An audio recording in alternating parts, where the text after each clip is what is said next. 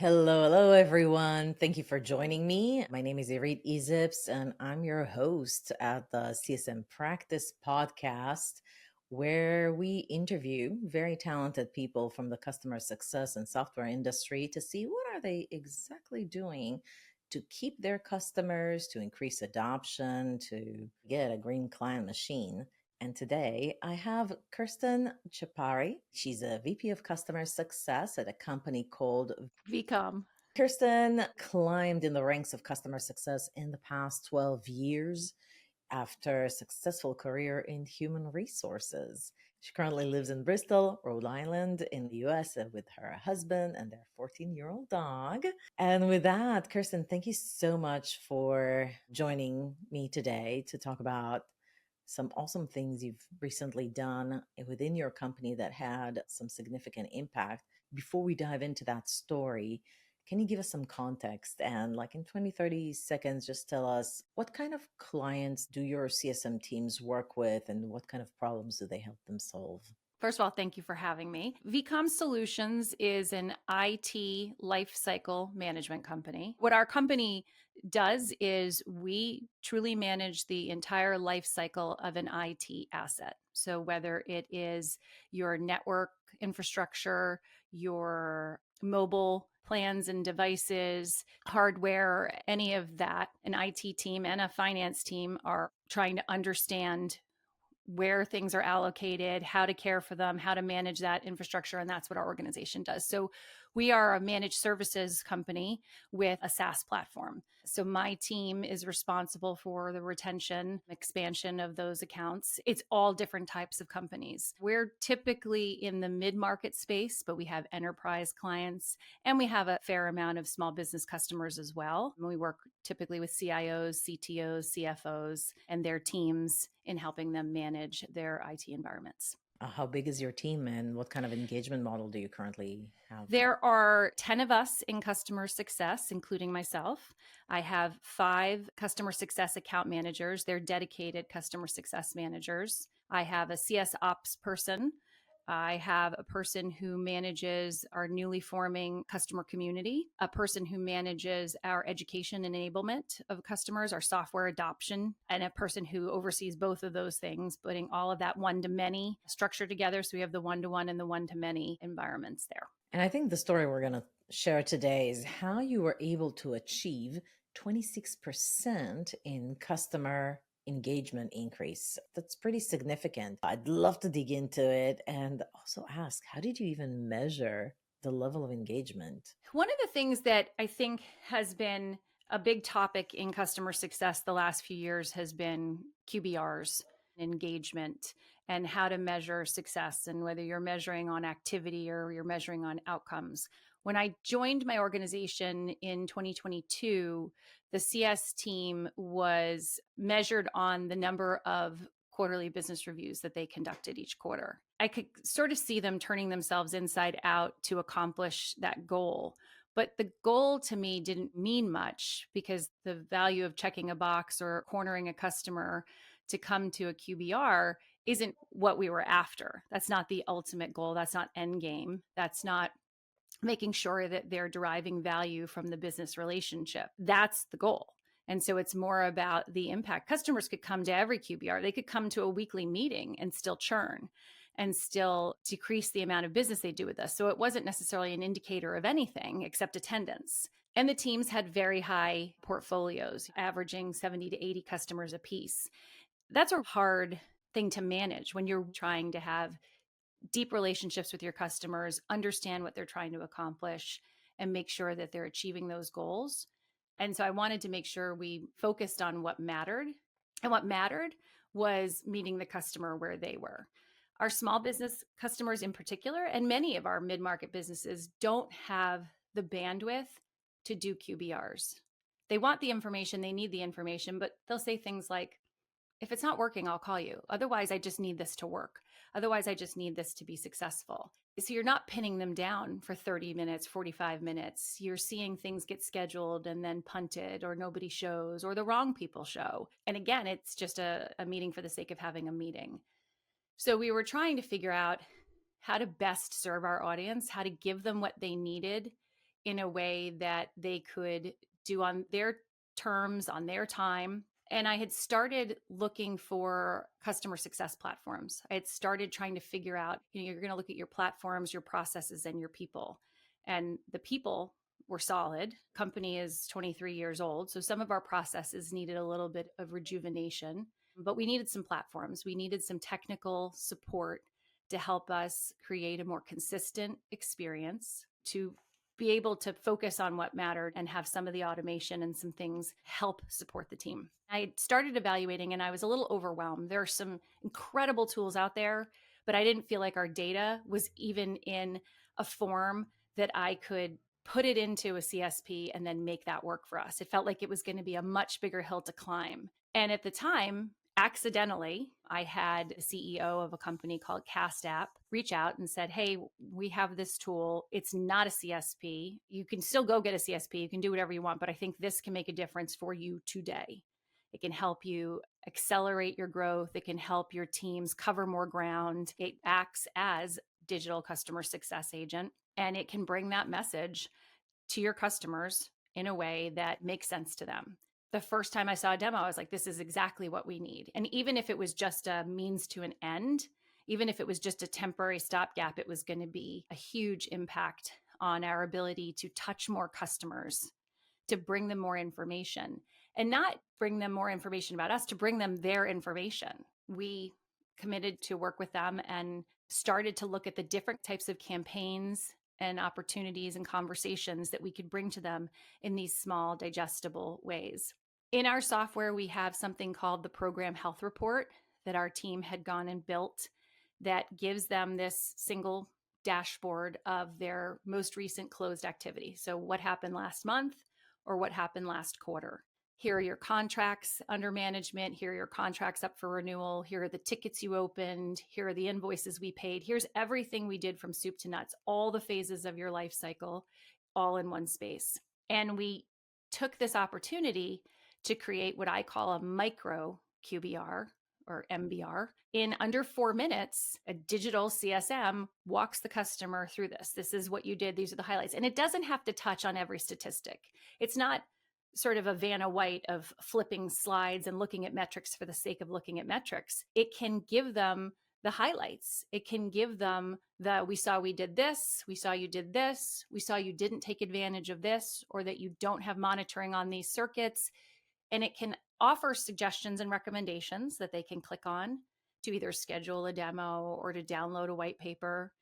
It can allow them to interact with it and ask a question. How many invoices did you pay to this vendor last month? And if it has that information, which we leave open to the bot to see, it can answer that question. And if it doesn't know the answer to the question, much like in a real live QBR, you can say, that's a great question, I'm going to have to get back to you. It will take that question and send it directly to the CSM to come back to the customer with the answer. So it can very quickly give them exactly what they need to know to remind them of what they're doing with us or not doing with us on a regular basis. Just amazing how well it was received and how many people just needed that.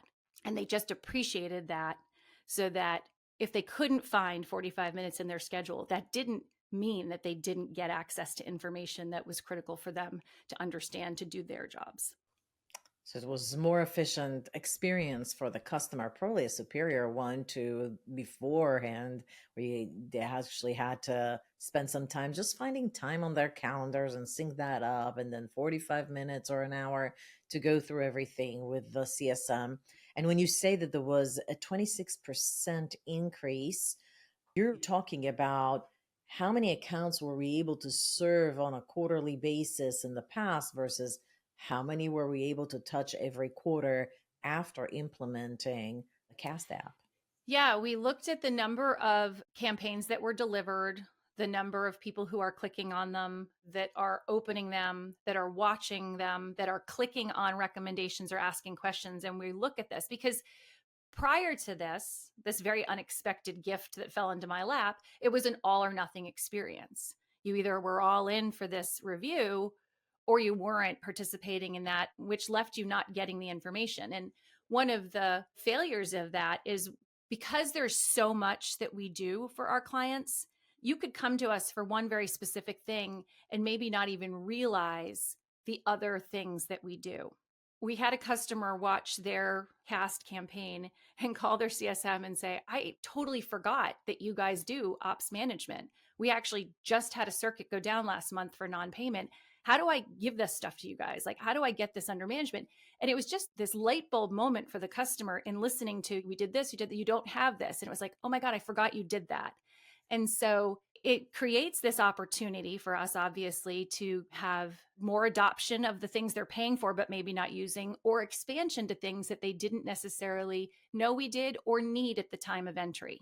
Maybe that wasn't relevant to the person who signed up with us, but this stakeholder is looking for more things and they don't have to shop another vendor and change that sort of single pane of glass that we offer for customers.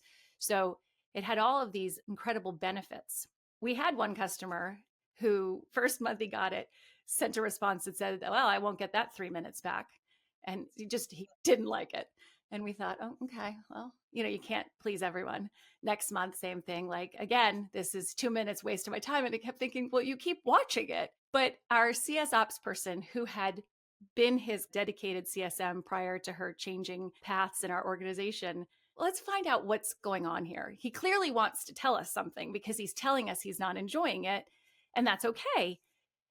And it turned out that this sort of overview, this snapshot, wasn't very valuable to him because the only thing that he is using our organization for, one particular product that we have, our mobile product, and he was looking for very specific reporting about mobility, which is one of our best products. And so it was good feedback for us because we built a version for mobile reporting. So now when you get your monthly campaign, if you happen to be a customer that has one of these products, it's like a choose your own adventure. Do you want to see last month's review, your regular last month's report, or do you want to take a look at your mobile analytics? And it will walk you through that. And so that feedback also improved the product for him, made it valuable and relevant to him, and also served every other customer who might have been like, this is great, but I wish it had XYZ. So it's been nice that we have the ability to continue to iterate and improve upon something that already feels like magic to customers that weren't able to get this information before. What a great story. First of all, I want to double down on the fact that in the QBR, the content is important because to really maximize from a QBR, whether it's a micro QBR or a full-blown QBR, EBR, you have to not just talk about what we've done, but also what we expected them to do or what they could be doing and they're not doing yet. So we can open up conversations of expansion of value, whether it's upsell or increased adoption. So good for you for actually weaving that into that micro QBR. Let's talk a little bit about the process. You already start unveiling how you were thinking about designing it, what we do, what we don't do. You leaned against the dashboard that you wish that they looked at all the time, but they're busy people, so let me spoon feed you. You made some quick wins in just leaning on what you have and then talking about from a psychological point, what are the wins?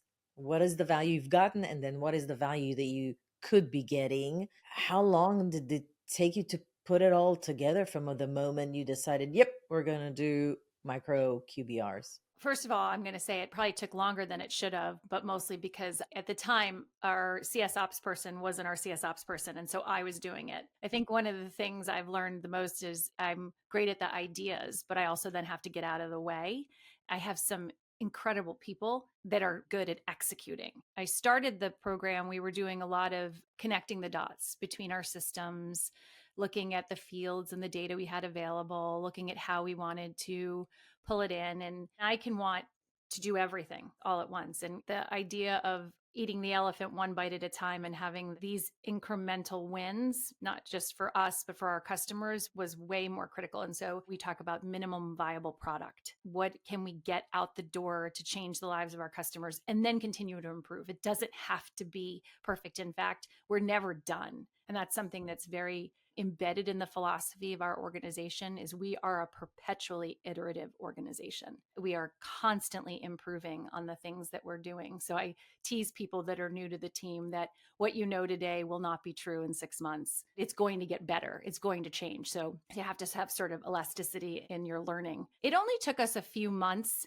to get the first campaign off the ground. And we didn't start with this micro QBR. We started the conversation around how can we introduce ourselves to new customers? How can we sort of create a welcome aboard campaign, set expectations for what the relationship is going to look like? You're going to hear from this person's in charge. This is how you access all of our trainings, or how to open a ticket. And so we were trying to first create that kind of experience so that someone new to us, either a brand new customer or a new stakeholder at an existing customer, didn't feel lost, because there could be an extraordinary amount of things they can do with us. It can be very simple, or it can be overwhelming depending on right time, right place, how many things that person is juggling when they come aboard with us. So it started with that, starting with how do we do a better job of pre-boarding logos to set expectations for how exciting it is when you get to the other side of a signature, how to reboard, so to speak, customers that have drifted, that have gone a little bit dark on us, how to get them back into the fold. And then we were looking at all these different places that these types of campaigns, these very packageable, you can look at it on your mobile device, you can look at it on your desktop, you can get it in an email or a text or in platform. Like, how can we surround the customer with information in this gentle, non-threatening way? And this was one of the things that we were so proud of the program health report, and didn't feel that it was getting the attention it deserved because of its ability to very easily give the customer everything they need to know in one place, that this became the aha moment for us. How can we grab onto something that is a complete process for them? And even where we've launched, one of the cool things about Cast that we are not currently taking advantage of is that it has the ability, based on the personas, to deliver different types of information. So if you are the C-suite executive and you are never logging into my software, you should still be able to get an executive level overview of what your organization did with us last month. And if you are the day-to-day end user, you should be able to get a different version of that. So right now, in terms of a minimum viable product, what we have released is a short, succinct, less than 4 or 5 minutes if you're watching both reports, but we have not gotten to the level of detail yet where we allow a C-suite executive to have a different version of that. So we still have rungs on that ladder to climb to get it to be an even greater product than it is today. I would hope that that would actually increase adoption and engagement even more than it already has. Do you currently send the micro QBR link via email, or are you indeed also popping it up through the app? And like, have you tried the other channels? Today, we're doing it via email. We are in the process of building a new user community and a learning system that will be in-app, and that will allow us to display this product also in-app. Because of all the other advancements we've been putting into our product, we've added AI in the last couple of years and changed the way our tool set worked. We did not pivot to do development work to put Cast in the app because we knew at some point we would get it in there. They had other things that were going to be more critical for our customers than this. And so knowing that we had this opportunity to at least deliver it via email in the short term, this also allows us to create that expectation, particularly for those senior customers who don't log into our app, to make sure that we're getting something in front of them. What were your initial open rate and click-through rate, and what are they now? And what did you do to make them better? The initial one, of course, was pretty high because I think everybody was like, what is this? I want to say that the original open rates were in 40%. They have leveled out a little bit. We see consistently strong engagement with those that have opened it and understand what it is and now look forward to that. And I tease my dedicated team to say, you should challenge your customers to make this a prerequisite. For those that you actually are having either live or virtual QBRs on a consistent basis with the customer, this should still be the thing that they watch before they get on the phone with you. Everybody should show up at the meeting ready to jump what would be 12 minutes into the conversation or 15 minutes into the conversation if we were doing this as a PowerPoint presentation.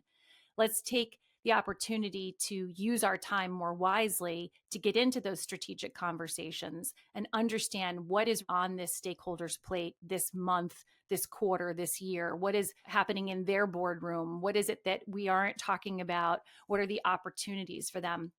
And I think we lose a lot of that time if we're doing this in the more traditional way that we had in the past. So it sounds like you're still doing micro QBRs as well as live QBRs. What changed in the CSM world? The CSMs have embraced this. We've also changed a little bit internally in the last 2 months. Previously, all of our customers had a dedicated CSM, but a good portion of our customers don't need a dedicated CSM. They need access to information in more readily available, digestible format that they can get anytime, day or night.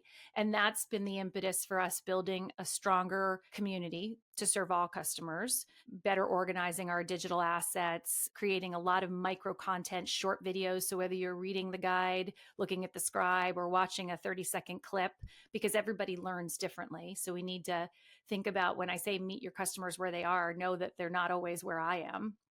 They don't learn the way I do. Maybe they do, not everyone. And give them access to this information. Our organization is launching this month. We have a new dedicated customer service team, a customer care center, which will also remove some of the legacy support and service tasks that were sitting with the customer success managers. So by moving a portion of our customers to a more community-facing digital customer success model and moving the support and service tasks to a more appropriate team, it has allowed our dedicated team, we are using customer success account managers because they are the lead on those accounts. And it's allowing them to take the lead on working with the customer to understand their goals and to create some mutual accountability and to help, because if you have some of our managed service products, some of our bigger customers probably have on average 12 people inside our organization working on their account at any one time, depending on the different projects that they have going on. If we're sourcing new network or new mobile, or installing something, depending on what we're doing, there could be an extraordinary number of people. Having a customer success account manager help be the liaison, help hold our customer accountable, help them understand all of the different players, help make sure that everybody inside our organization is meeting deadlines and expectations and getting back to the customer, just helping orchestrate all of that, we think is going to have a positive impact on the customer experience, their retention, their satisfaction, their adoption, their expansion. We've kicked that off this year and are hoping it will, with these other digital assets and tools that we're using, will help us go a lot farther than we have in the past. So it sounds like you're moving towards digital CS and one-to-many initiatives to help customers get access to the assets that they need, and all in all, create a more appropriate experience for the customer while leaving your big guns, your customer success account managers, to handle those tricky situations where you actually do need a human to just tie everything together, make sure that the customer is okay. Do you feel like you're now able to give 100% coverage to all your customers in a better way? If so, besides that, what do you expect the lagging indicators are going to be? Because we already know there's higher engagement. What else is going to be impacted? Are you seeing an uptick in adoption of certain features or consumption levels, renewals? Yeah, I think that it's early in the measurement of it, but with customer success moving into the account management role now, with the digital assets giving them the daylight back to do these deeper dives into our customers, we're also taking on renewals and managing our customers who are maybe on month to migrate them onto longer terms, and to have those kinds of conversations to make sure they understand the value of the relationship, the partnership, that it's truly a partnership. We'll be measuring closely not just how the one-to-one team, but also measuring everything in our community concierge. His job is to take a look at everything he's doing. He's with our marketing ops team is curating a weekly digest. So we now have a weekly email that goes to customers that is sort of the best content that they might have missed, whether it's the podcast that we did with a CIO, whether it's the latest release on our software, whether it's the upcoming training and event, and just packaging these very, again, everything micro. I mean, we all have such limited attention spans these days because of the number of balls that anybody has in the air at one time, and trying to take complete advantage of the windows that we get with our customers to serve them the most relevant information. And so between these types of products, our new open office hours, our coursework being online, measuring all of the different places where customers are engaging. What are they opening? What are they clicking? Where are they registering? What are they attending? What are they asking in those micro QBRs? And looking at where do we build more stuff? Where do we create more live opportunities for training? What are we doing to respond to the customer sentiment and sort of keep our finger on the pulse of what they need, and not just implement everything and expect that we aren't going to need to tweak and change. There might be some stuff we abandon because it isn't working well, and listen to them. I think an interesting balance when a customer is partnering with us, they're partnering with us for our 175 subject matter experts. They're going to help them improve their lives. We're extensions of their organization. So they're looking to us for our complete expertise. But there are things that are happening, tools that we're adopting today that didn't exist yesterday. So there are some things where we're not that far ahead of them in terms of knowing the success of how are we implementing AI? How are we using some of these things to make their lives better and ours? So we are experts in a lot of things. And then there are some things where I feel like some of the things we've adopted in the last 3 years, I started out as a novice in, and that's okay too. And I think customers get it. The world is changing so fast. You're probably the second or third person I talk to that sort of like morphed into a more scaled CS engagement model. And their first step was actually signing up for a Cast app. And so I was so curious, actually met the founder in one of those glorious CS events. Before I knew it, I was having dinner with him and his wife and their dog and my husband. He's the nicest guy too. Like he's just Dickie is a nice. awesome. So I think there's a reason why he's so successful. I love the way his brain works. Everybody that went through that route of working with that solution actually got extraordinary results. So I'm excited we had a chance to talk about that. Listen, if you're listening to this podcast or watching us on YouTube, go check them out, cast.app. And I think they've actually just changed the name to castagent.ai instead of cast.app. Either way, you'll find them. Kirsten, thank you so much for coming to this show. Yeah, you're absolutely awesome. It was 100% pleasure. And with that, it's a wrap. I'll see you at the next podcast episode.